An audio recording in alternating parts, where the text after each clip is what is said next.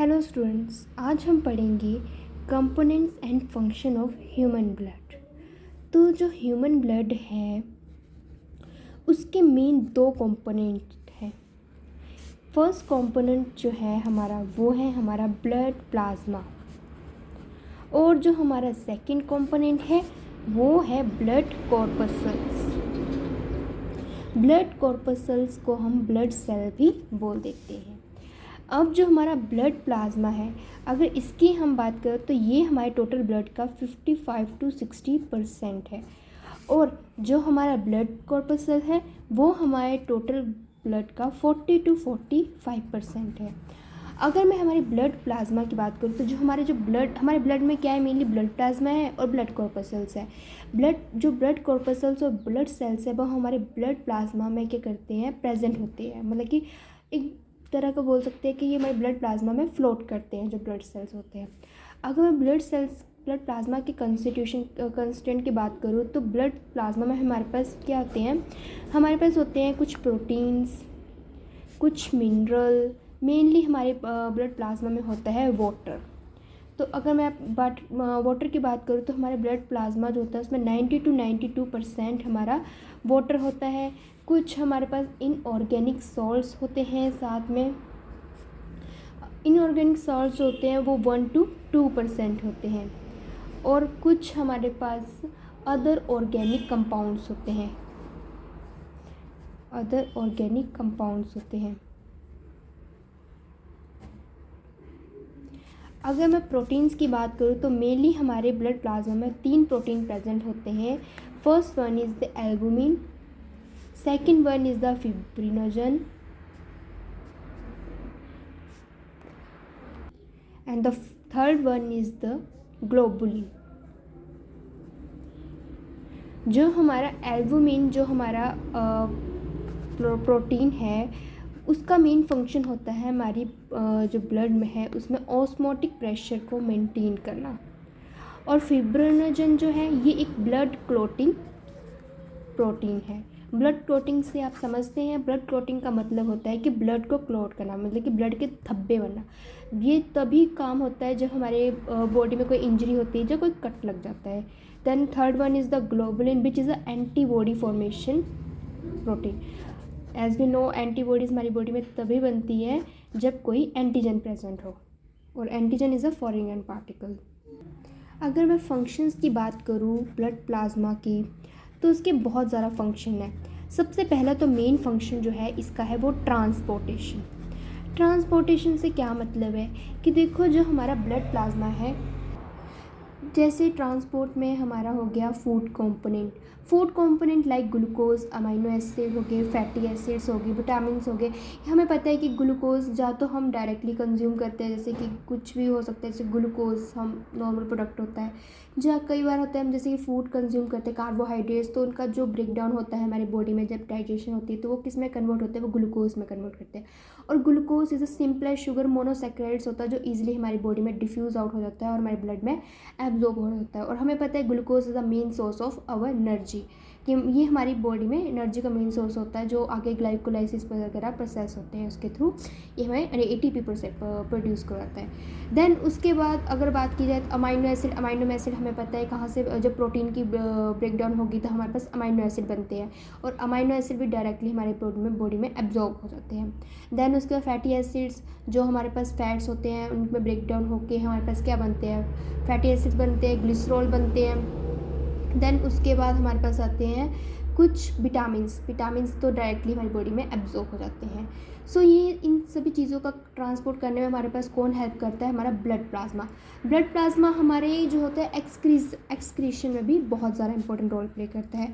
Excretion like जो हमारे body के बेस प्रोडक्ट्स होते हैं लाइक यूरिया वगैरह हो गया, तो उनको क्या होता है हमारी बॉडी से एक्सपेल आउट करने में भी ब्लड प्लाज्मा का बहुत इंपॉर्टेंट रोल है। देन द थर्ड जो इसका इम्पोर्टेंट जो इसका फंक्शन है ब्लड प्लाज्मा का, वो है हमारा रेस्पिरेशन से हम समझते हैं कि intake of the oxygen and expelling और expelling of the carbon dioxide. तो रेस्पिरेशन में जो हमारे इनटेक करते हैं, जैसे कि हमने ऑक्सीजन को इनटेक किया तो वो हमारे लंग्स से, एल्वेओलाई से, थ्रू हमारे ब्लड से पूरी हमारी बॉडी के और मतलब कि जितने भी सेल्स हैं वहाँ तक पहुँचाने का काम भी किसका होता है, ब्लड प्लाज्मा का होता है।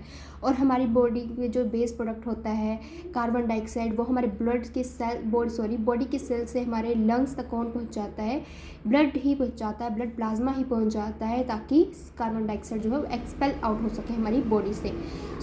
और इसका फोर्थ जो फंक्शन है वो है इसका होम्योथर्मी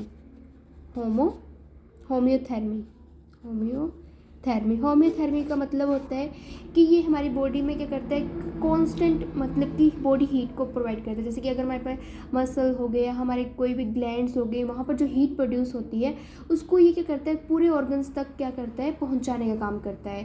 देन उसके पास pH कॉन्स्टेंसी को मेंटेन करता है। हमारे ब्लड क्लॉटिंग, जैसे मैंने अभी आपको पहले बताया कि फिब्रिनोजन हमारे पास एक ब्लड क्लॉटिंग प्रोटीन है। हमारे पास इम्यूनिटी के लिए ग्लोबुलिन प्रोटीन है। तो ऑस्मोटिक टेंशन या ऑस्मोटिक प्रेशर को मेंटेन करने के लिए हमारे पास एल्बुमिन प्रोटीन है, जो हमारे बॉडी में क्या करता है, वो क्या इसकी किस तरह से ये एल्बुमिन किस तरह से हमारी ऑस्मोटिक टेंशन को मेंटेन करता है, ये अपने अंदर क्या करता है, वाटर को होल्ड करके रखता है। सो ये कुछ फंक्शंस थे हमारे ब्लड प्लाज्मा के। देन उसके बाद अगर मैं बात करूँ ब्लड कॉर्पसल्स की, तो जो हमारे पास ब्लड कॉर्पसल्स हैं वो तीन टाइप के हैं। सबसे पहले हैं एरिथ्रोसाइट्स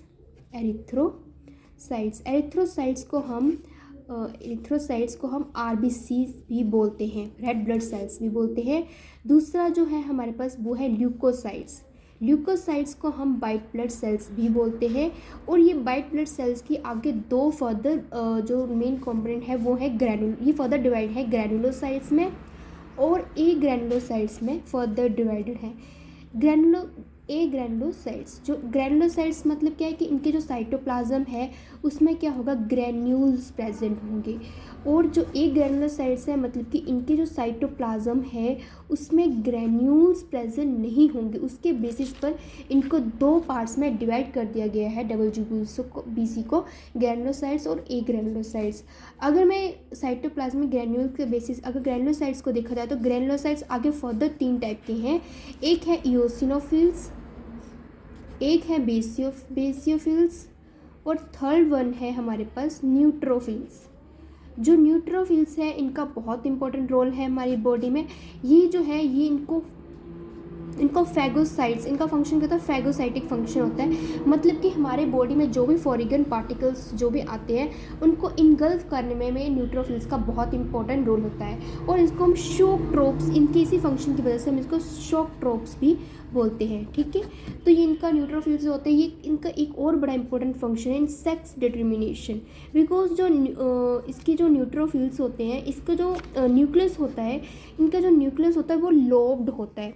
मतलब कि 2 to 3 लोब्ड होता है इनका न्यूक्लियस, और मल्टी लोब टाइप का इनका न्यूक्लियस होता है। और अगर मैं बात करूँ इनके न्यूक्लियस की, अगर मैं न्यूट्रोफिल्स की बात करूँ तो जो फीमेल्स के न्यूट्रोफिल्स होते हैं उनके 1 लोब क्या होता है, एक्स बॉडीज जिसको हम क्रोमेटिन भी बोलते हैं, वो प्रेजेंट होती हैं।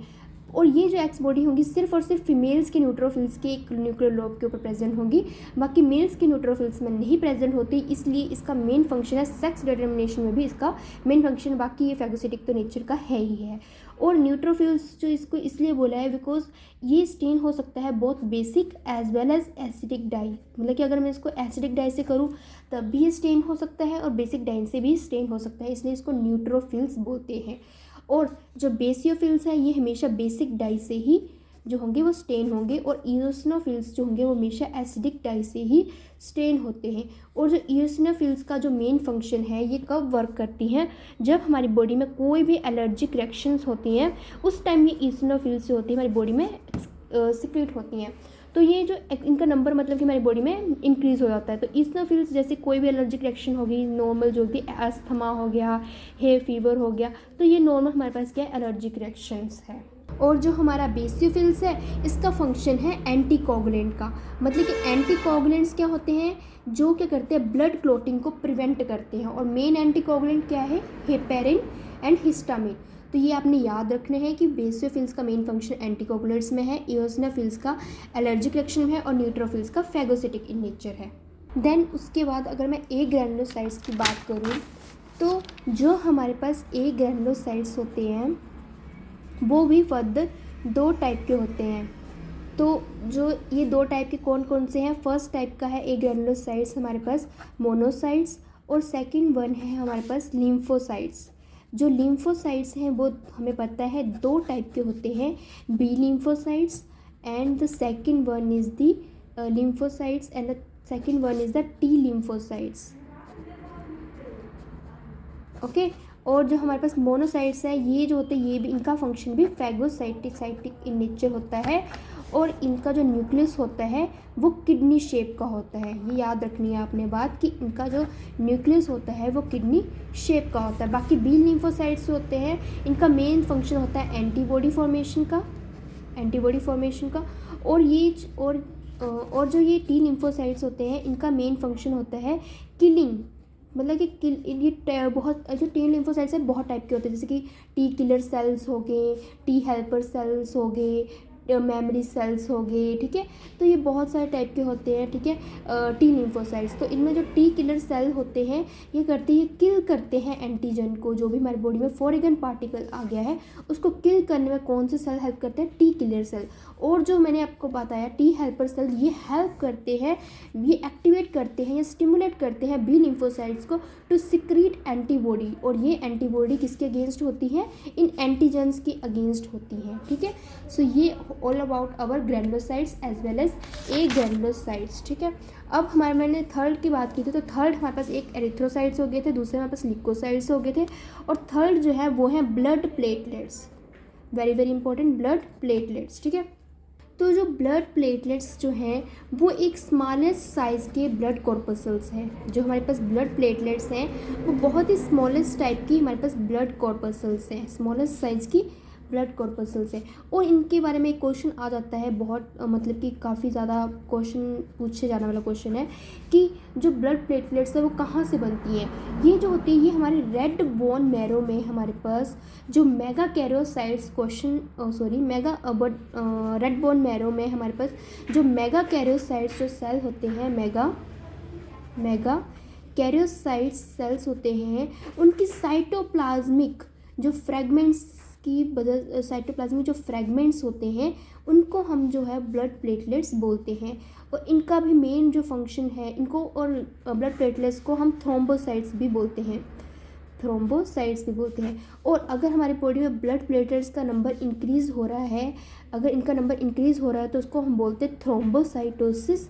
ये याद रखना कि अगर कोई भी चीज़ है, चाहे ल्यूकोसाइट ही था, अगर ल्यूकोसाइट का नंबर चाहे WBC का नंबर हमारी बॉडी में इंक्रीज़ हो रहा है तो उसको भी हम बोलते हैं ल्यूकोसाइटोसिस। वैसे ही अगर हमारे पास ब्लड प्लेटलेट्स का नंबर इंक्रीज़ हो रहा है तो उसको हम बोलते हैं थ्रोम्बोसाइटोसिस। अगर नंबर हमारे पास डिक्रीज़ हो रहा है तो उसको हम बोलते हैं thrombocytopenia. Same with the white blood cell जिसको हम बोलेंगे ल्यूकोसाइटोपिनिया। और जो हमारे पास एरिथ्रोसाइट्स का नंबर इंक्रीज़ होता है तो उसको भी हम एरिथ्रोसाइटोसिस बोलते हैं, और अगर डिक्रीज़ होता तो हमें पता ही है उसको हम एनीमिया बोल देते हैं, तो थ्रोम्बोसाइटोपिनिया बोल देते हैं। और इसका जो ब्लड प्लेटलेट्स का हमें पता है मेन फंक्शन किस में है, इसका भी मेन फंक्शन है ब्लड क्लोटिंग में, ठीक है, ब्लड क्लोटिंग में इसका मेन फंक्शन है। और ये जो टेबल है ये एक ओवरव्यू है जो भी अभी हमने पढ़ा कि ब्लड प्लाज्मा की जो ब्लड है उसको हमने ब्लड प्लाज्मा और ब्लड कॉर्पसल्स में जो है उसके 2 कंपोनेंट है, जैसे कि हमारे पास ब्लड प्लाज्मा के वो में वाटर आ गया 90% ब्लड प्लाज्मा प्रोटीन्स आ गए, देन गैसेज आ गए, देन न्यूट्रिएंट्स आ गए। सेम विद ब्लड कॉर्पसल्स इसमें हमारे पास एरिथ्रोसाइट्स आ गए, ल्यूकोसाइट्स आ गए, ब्लड प्लेटलेट्स आ गए। एरिथ्रोसाइट्स में हमें पता है जो टोटल नंबर ऑफ RBC जो प्रेजेंट होते हैं पर क्यूबिक मिलीमीटर उसको हम बोलते हैं RBC काउंट। और ये मैन में होता है 5 to 5.5 मिलियन पर क्यूबिक मिलीमीटर, वुमेन में होता है 4.5 to 5 मिलियन पर क्यूबिक मिलीमीटर।